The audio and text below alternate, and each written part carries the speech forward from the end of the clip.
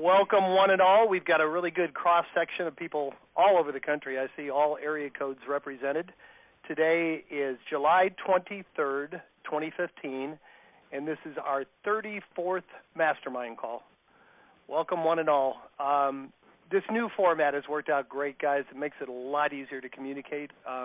Just a reminder, and we already have two people in our question and answer queue. That's great. If you have a question at any time, or if you know now that you're going to ask a question, go ahead and hit *6, and we'll line you up for the question and answer period, which is most of this call. If anybody has not been here before, this call is really about you guys. We don't normally have an agenda other than to help you with your questions and hopefully give you some good answers and share wins, obviously. If Monty Gerard is on the call, I don't think she is. I'm not seeing her area code. But Monty Gerard, if you're on the call, would you hit *6? Monty's a relatively new customer that had tremendous success, and I was hoping she would get on and share, but I don't see her. All right, well, business before I forget, guys. There's about 25 of us on the call, and I'm sure there'll be more signing on. The first role play call, we are going to start doing a monthly to start role play call where we can all get together, share answers that you've got, share good answers that have worked. That is going to be same date. It's going to be on August 5th. We pushed the time back 1 hour. It's going to be 2 p.m. Eastern on August 5th instead of 1 p.m. A good friend of mine is one of the leading experts in the country in NLP, neuro-linguistic programming, and he teaches a course for one of the larger real estate companies. He's had probably 100,000 agents go through his course on the language of sales skills. So we thought that would just be a great place to start. Let him give you guys a little 10, 15 minutes on the importance of effective communication, and then we'll all practice our role plays. So start writing down if you're getting stumped, if you have an objection, if you have something you just can't answer, please start writing that down and bring that to the call on August 5th. August 5th, 2 p.m. Eastern.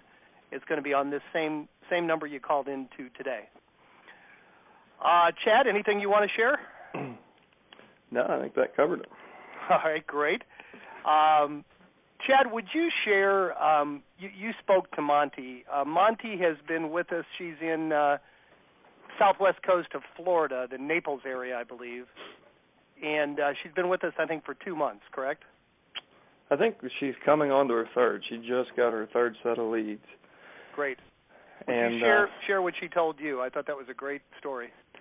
Yeah, so Monty is she's pretty much cutting her list in half because she knows who her ideal client is. So she gets her list down from like 60 to 27 just because she knows where she wants to do business, and then mails those 27 people. And she's had really good success. Her first mailer, she did the Probate Mastery one-on-one with me, and as soon as she pulled the trigger on her first mailer, a lady called to tell her she didn't need a realtor. And as that was one of the common objections that we go through and the Probate Mastery is, that's usually a cry for help. So she just started layering in value, and it wasn't pushy. It wasn't like a FSBO script or anything like that. She just layered in value and helped her understand why she built a probate strategy and how she can help. And it probably took a week or so, and that lady came back around. So she took that listing and has already sold it, and she just took a $1.2 million luxury listing, rejected a mobile home that a guy called and just begged her to do it. She's like, that's not really my wheelhouse. And then she has 2 other really solid single-family homes in the works. So in just a couple of months and with really small numbers, she's accomplished quite a bit. And it's through mainly direct mail on her. So she's a great systems person, and she has all the confidence in the world when she picks up the phone. But she, as far as I know, is waiting for the phone. It's inbound marketing for her.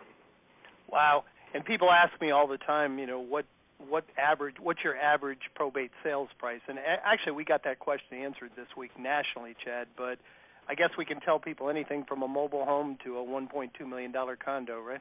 And, yeah, the nationwide median, just so you guys know, the average inherited real estate in the United States is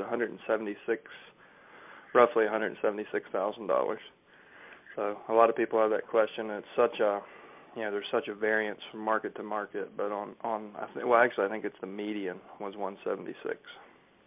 And you posted a great article, I think it was on our regular Facebook page, about the amount of real estate that changes hands per year, inherited properties, and it was actually a projection. It's a baby boomer projection. So in the next 4 decades, $27 trillion of estates will be settled.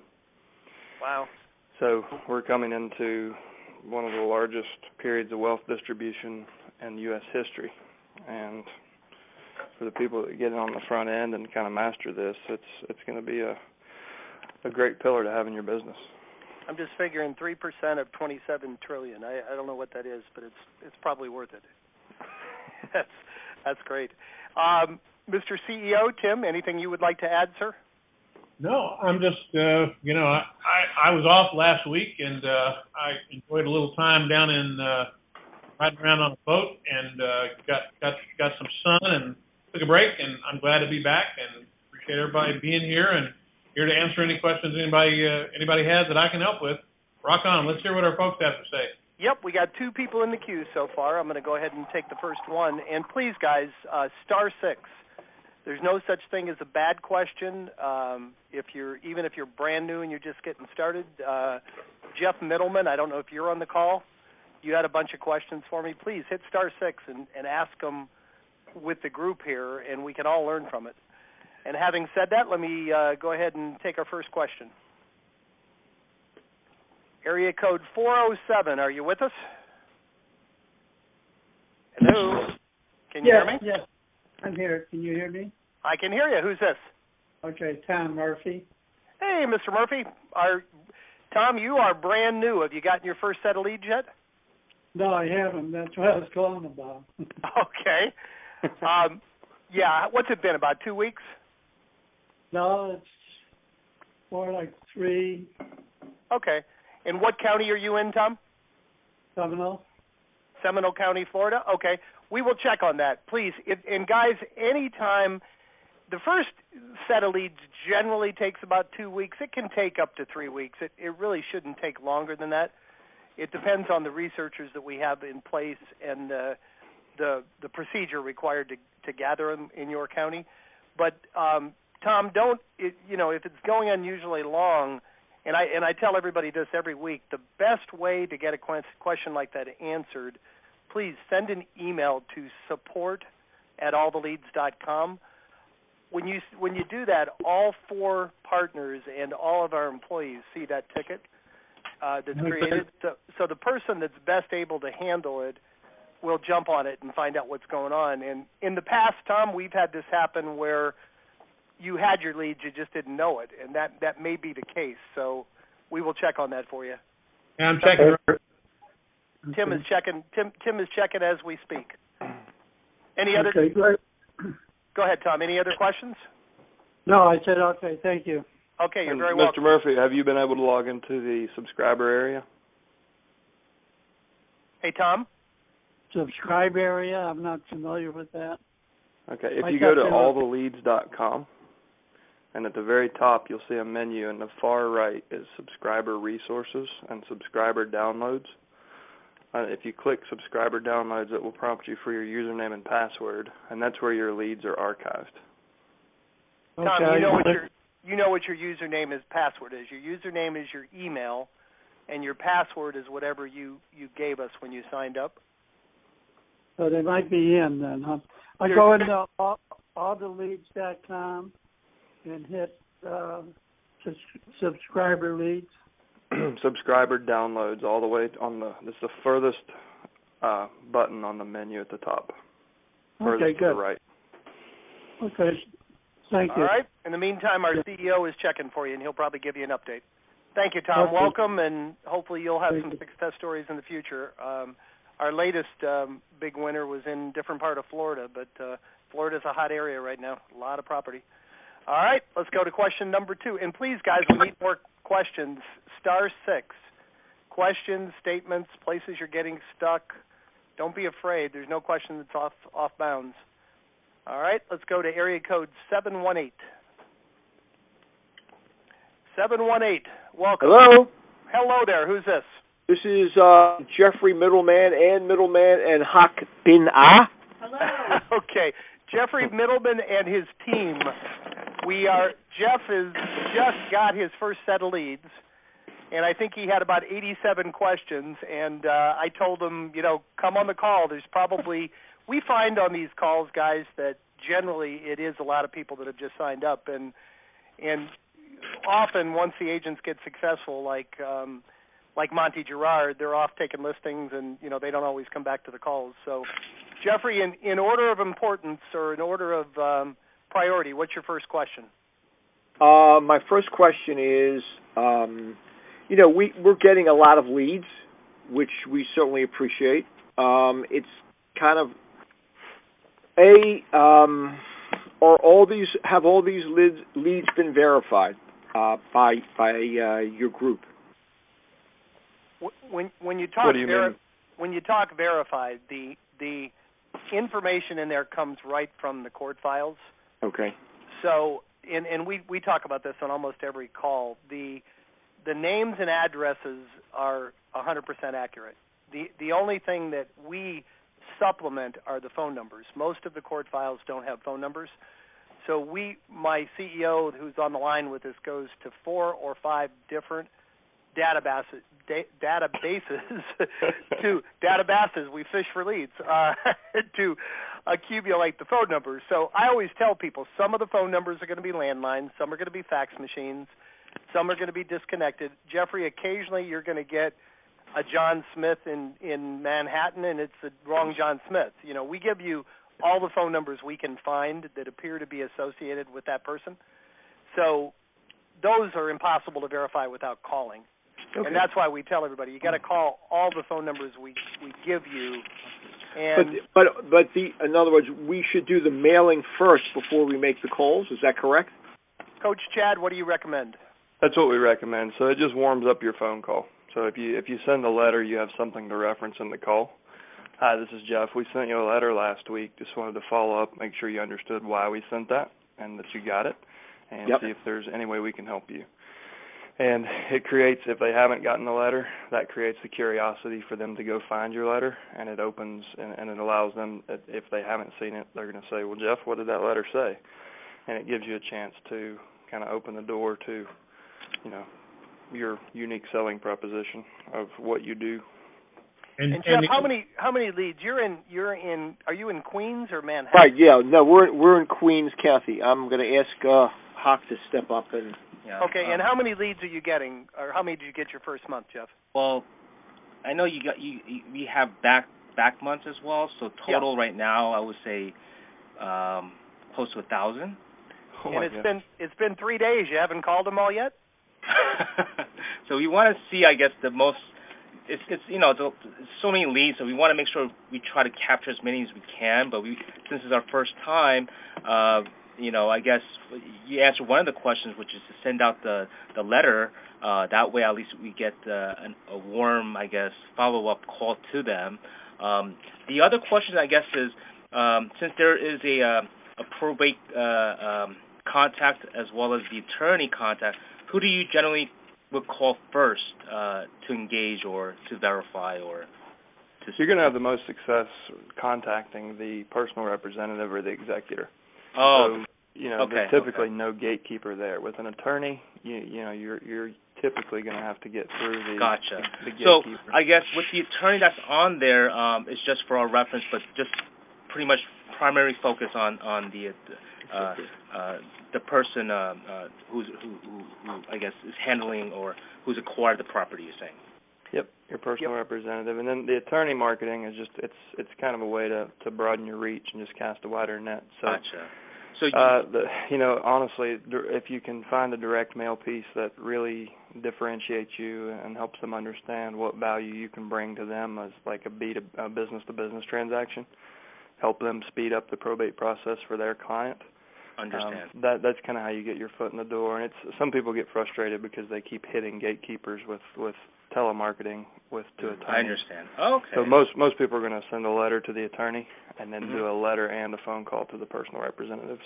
The other The thing, reason you've got 1,000 leads because you got some historical also. Yeah, of course. Yeah. And so that's not going to be typical. But yeah, it's not typical. One other thing you might want to do, we say don't ignore the attorneys because don't call the attorney first. You don't need the attorney's permission to list the property. Call the executor, get the property listed if you can, then call and introduce yourself to the attorney because that can be a good steady stream of future referrals. Also, you're going to notice if you go to the attorney column and you sort by attorney.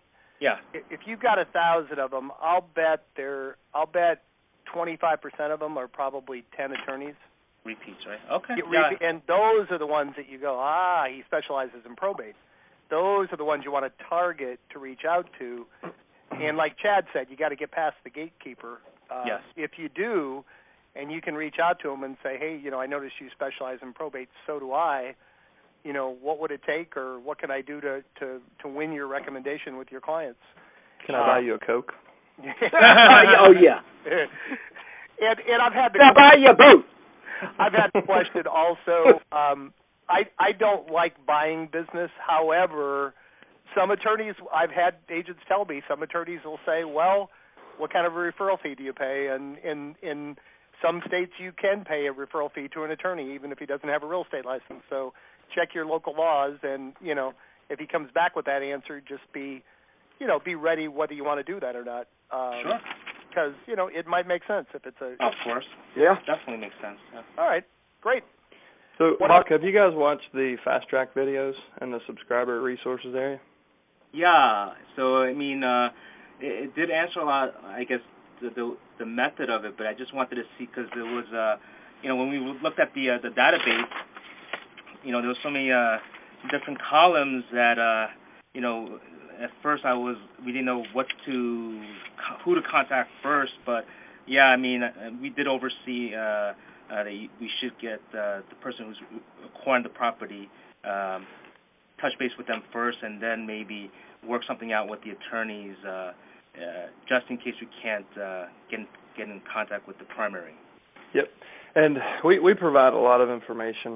There's a lot of fields that I don't want to say they're irrelevant, but they kind of are when you're starting out. Yeah. And some people, when they're just getting started, they get overwhelmed because we've got 40 columns of information. And they're like, oh my God, what do I do with all this? Exactly. So what you really want to focus on is the personal representative, name, address, and phone numbers. Okay. And then the deceased last known address is pretty much irrelevant because it could be a family member's home, a vacation home, a nursing home, an apartment. It could be anything. So what's important is that you get the personal representative on the phone, find out if verify that they're the right they are the right personal representative. Sure. 2, is there a property they would like to sell? 3, what's the motivation, the family dynamic, and just start to build rapport and build the conversation from there. Okay. And then figure out how to layer in, your multiple solutions or which one is going to be the best. But so a lot of people try to build the whole picture before they pick up the phone, and what that builds is call reluctance because they're just paralyzed. So just focus on the fact they're an executor and you can help them, and just go. Perfect. Well, that definitely clears up a lot of our questions. Let me add another thing in regard to the phone numbers. The Jim was mentioning that we get them in multiple sources, and I'm kind of responsible for making sure we get all of those. And in the beginning, we were just pulling down data that was on the court records, and oftentimes that's not good data, or people put numbers there that drop the voicemail or whatever that you're never going to get through. So we literally are going out, not only try to get their number, but we get references like other family members that are related to that person, people who have a business relationship with them, and in many cases we're getting up to 5 and 6 numbers. We furnish you with what we feel like are the top 3 targets for that when we send them out to you. In the future, we're probably going to expand it and send you all 5, but right now we're giving you as many as 3 on every customer to try to give you a bunch to follow up on. So just when you're calling, you may not be calling directly to the person that is that personal representative. You might be getting a sister, you might be getting a cousin or business. So when you're doing that, you can ask for them, but don't just stop there. If they say, no, that's not me, say, well, I'm calling in regard to the estate of so-and-so, such and such. That way you qualify to call and you're not going to throw that opportunity away. Gotcha. Okay, that makes sense. So, and the address that you have for the person who's acquiring the property, you're saying that it might not be their the address. Is fine. The address is the legal address of that personal representative. And let me point out one other thing. That person does not acquire that property. They're literally the executor for the estate. So they can't even be related to the decedent. Often they are, but they are strictly responsible for legally disposing of it. And one important thing to remember, and Chad always brings this up, but I'm going to do it for him in case it doesn't come up, they do not have to wait for probate to close in most cases to deal with that house. They can actually sell it while probate is not closed yet. So you need to, that's part of the educational process you need to do with them. And a lot of that is in our frequently asked questions. Yes, I saw that. Okay, perfect. Chad made mention about Probate Master. Probate Mastery. It's our most in-depth training. It's something that I've done in the past just one-on-one. We're very close to doing the first actual webinar series where you can learn in a group setting, kind of like this. So we will have sessions every week. There's 3 sessions. Session 1 is on strategy. Session 2 is on systems. Session 3 is on sales and marketing and objections and the right questions in the right order. So we give you an hour. It's an hour plus session, and then a week to kind of digest and implement that. So right now we can do one-on-one trainings directly with me. Within the next week or so, we'll have it set up where you can do webinar series, and hopefully by the end of August it will be available in full digital, self-study. And you mentioned you get a suitable for framing certified probate expert certificate and designation when you're done, correct? Yep. And we're working toward having that be an NAR designation as well as recognized at the state level for CE. Continuing education, right. Excellent. Good. We're getting people in line for questions. And I like this. Hawk, if you guys are interested in that, you can just email me, chad@alltheleads.com, and we can get started. That'd be perfect. All right. Thank you, Chad. Thank you, Jim. Thank you, gentlemen. We're going to move on to the next caller. Great questions. And by the way, congratulations for watching the fast track videos before you ask your question. Yes, thank you. It makes anybody that hasn't done that, please go to the subscriber resource area. There's 5 8 to 10 minute videos. Chad has done a really good job of pre-answering all the questions you're going to have, and step by step showing you how to implement everything that we recommend. It's an hour well spent. So anybody that hasn't done that, please do that. You can watch them one at a time. They're 8 to 10 minutes apiece, and there's a wealth of information there. All right, let's go to the next question. Area code 847, you are up. Hi. My question has to do with uploading the data into my database. Sure. First of all, who is this? This is Felicia in the Chicago area. Hey, Felicia. Welcome. Thanks. So go ahead. What's your question? Yeah. I am looking to upload the data into my database, and there's so many different columns. When so that I can call on the executors and so forth, are there certain columns that you would recommend so that I don't upload all of them, or how are you uploading the data into your database? What database are you dealing with? Follow-up Boss. Okay. I mean, does it have a fixed set of information that you use? I mean, that's really kind of a personal issue with you. You certainly need their name. You don't need the number in the first column. That's just a sorting number. But I mean, name, address, city, state, zips, kind of common in terms of doing that. And I would just pull it into Excel and drop out the stuff you don't need and import it. So you're uploading like maybe 5 different phone numbers for each one if it's there. Is that what you're doing? Yeah. So, Tim, if you want, I'll just walk through how I do it in Top Producer. Go ahead. which isn't that much different. So what I do, Felicia, I put in the personal representative as your main contact record, because that's the person you're going to be calling. So when you map those fields, PR, first name, last name, would go in as your contact first name, last name. With phone numbers, we never know what's what, so I usually just go in the order of the database. So, home, mobile, office, other, and just, put all 3 phone numbers in. Really, the rest of the stuff is not going to fit into most databases. There's not going to be much of a place for it. In Top Producer, I put in the deceased last known address goes in as the secondary property address. And then I put everything else into the notes field. So in Top Producer, when you're mapping fields for an import, you match the columns of the spreadsheet up with the fields in your database. Well, Correct. everything besides what I just mentioned, I just map to the notes fields for reference.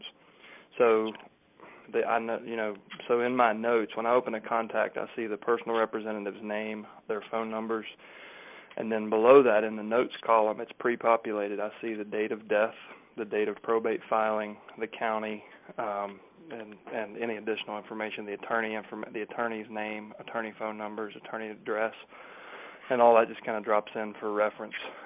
Honestly, I don't use it that often, so if you did want to just keep it as clean as possible, you could delete pretty much every column but the personal representative name, address, and phone numbers, and just so it's just like Tim said, that's a very personal question for everybody, and how they prospect in their database depends on what they should import and how they should import it. And if you have any trouble with that, you can just send me an email and I can help you out. And Chad, in your training videos, you actually, or somewhere in the subscriber area, I think you have examples of how to download to Top Producer, how to download to Infusionsoft, don't you? Are they posted there? I have a Top Producer video that goes in great detail, step by step, how we do it. Okay. Yeah, I understand how to do it. I was just you did answer my question. I was asking which, what exactly were you uploading? So you did answer my question. Thank you. One other question. I'm going to do the voice drop. Do you have a script or any tips on that on the voicemail that I was? There's an MP3 file recording that you can download in the subscriber resources. If you look under systems, there's kind of tabs. It's strategy, systems, and sales. And under the systems resources, you can click and download the MP3 file and listen to it. It's also there's a document called Probate Campaign Outline, and there's a written version in there. Okay, thank you. Excellent. Perfect. Good. Great variety of questions this week, guys. I appreciate it. And this might be our last question of the week. No pressure, but Ellen Levy, ask a great last question. I'm going to open you up. You're on, Ellen. Take it away. I'm afraid it's not going to be a super-duper wowie type question. That's okay. I have gotten 2 calls from my first mailing, both of them basically saying, please take me off your mailing list. Okay. And I have not looked at your Fast Start videos. I've just moved into a new house, and we're just getting uncrazy, so I'm about to start really focusing on your system. But is there a way of deleting and is people who don't want to be contacted further? And is that made clear in your Fast Track videos? Pardon? Are you prospecting directly from the spreadsheet? Yes. Yes. What I've had you guys do is do a mailing. So one mailing has gone out.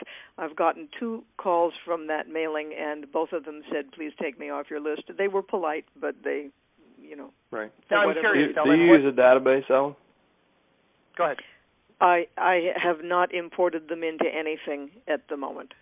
Okay. If you want to continue to prospect from the spreadsheet, all you have to do is go to the row that they are on and just right click and delete, and then resave your Excel file, and then they're somehow I forever. thought it was that simple. Okay. Yeah. There's other ways if you want to track the letters they've received and the phone calls you've placed. You can add columns for letter 1, phone call 1, letter 2, phone call 2, letter 3, phone call 3, and you can just put an X or a yes or no, whatever, in there each time you do a round of your sequence. So you can kind of use, and there is a video in the subscriber area that's about using a Google spreadsheet for a CRM for folks that don't really want a robust database. But there's little things that you can do to keep track. You could even add a column for if you didn't want to completely delete their information, you could add a column and call it opt-out and just put a yes in the opt-out column. Thank Ellen, you. I'm curious. Definitely watch your videos and kind of get this yeah, thing you'll learn cracking. a bunch. I'm curious, did they give you a reason why they wanted to be taken out of the database, either one of them? Yes, one said that the property had never actually been in that person's name, and the other, it was something that the family was keeping the property, and it was, the heir was going to keep it, and thank you very much. They were not nasty. Good. They were polite, and we had a good chuckle with one of them, but I don't want to, to have them in a follow-up system. Yeah, the reason if I they've asked made their preferences clear. No, absolutely, and I would respect that. The reason I asked, we had one a couple of weeks ago, an agent say, the first call they said there's nobody here by that name, and they called back again and found out there was. It was just the person that answered the phone. And then we've had a couple other cases where, take me off your list, I'm not interested, really meant I'm not ready to do anything for 6 months. So sometimes you ask that follow-up question. Well, I could certainly appreciate that. Do you mind me asking, is there a property? Oh, there is. Great. So you're going to keep it, or what are you going to do with it? I'd always still ask those follow-up questions, and it sounds like you did. Both of them indicated that they had gotten multiple contacts from other persons also. And I'll bet they were almost all investors. Yes, probably. Yeah. The other thing to remember, Ellen, is we certainly recommend that you do more than one mailing and that you follow up with a phone call on it. But when you're doing your subsequent mailings, you're the one who has to be responsible for doing just what Chad said. You should delete the rows that you don't want to do the second mailing to, and then upload that when you order your second mailing for that. Upload that list back with those taken out, so that we don't repeat that drop for you, and that's the key element there. I think that's I want to comment that I love what somebody else said, which is that someone else in your system takes a good look at the leads and immediately just drops the ones that she's not interested in so she can focus on the good ones, and suddenly that made a light bulb go on over my head, because I think I got 140-ish leads on each of the first 2 months and hadn't done the first mailing, and so sent out the entire mailing, but I did not edit the list at all. Thank you so much. I will cut it down to just, if not the low-hanging fruit, the ones that I really would like to do business with, and make it a more manageable task, and then do something. So just be cautious of how you cut your list down. I feel like some people who scrub are scrubbing out opportunity. So if you're in, what market are you in, Ellen? Washington, D.C. Yeah, don't do it. You have a very transient population. People are in and out. They come in, make money, and leave.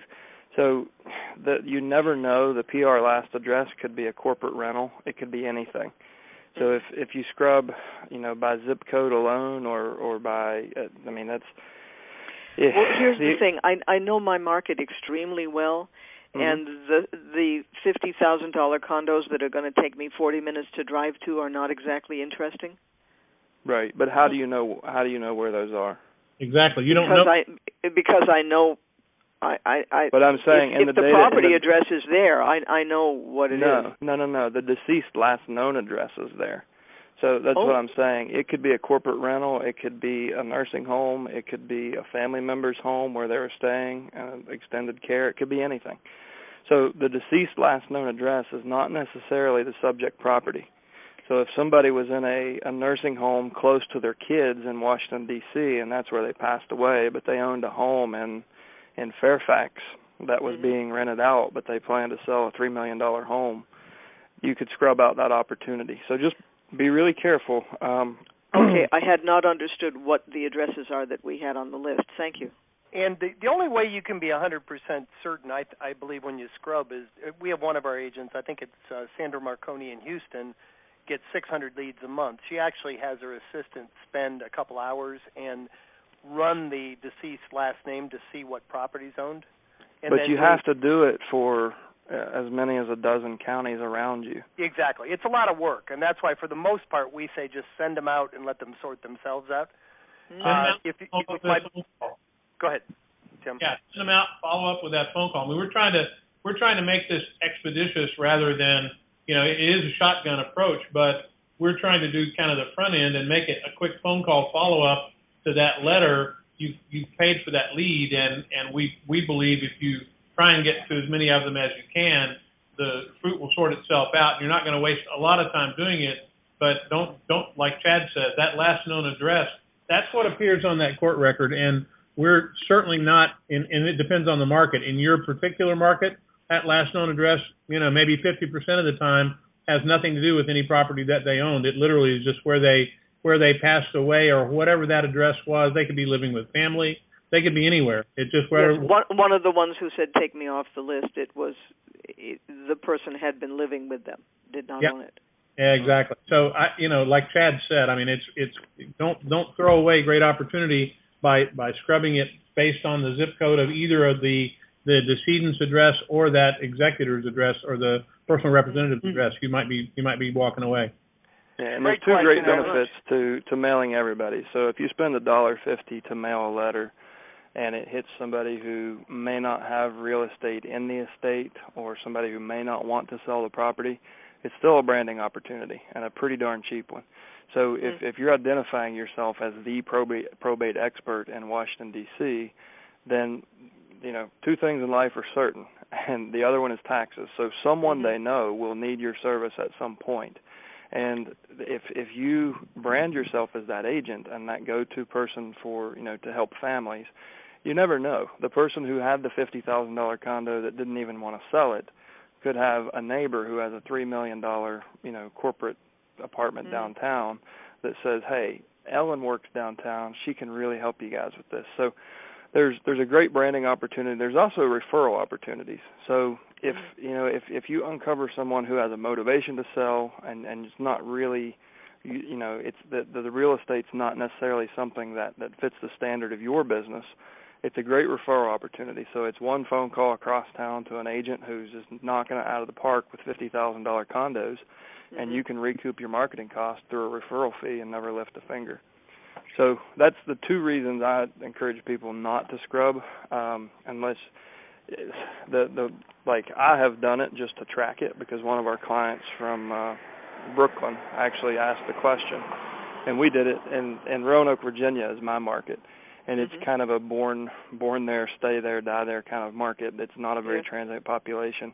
But even then, we still scrub 6 counties around us just to see, and we track it. But we still mail to everybody most of the time.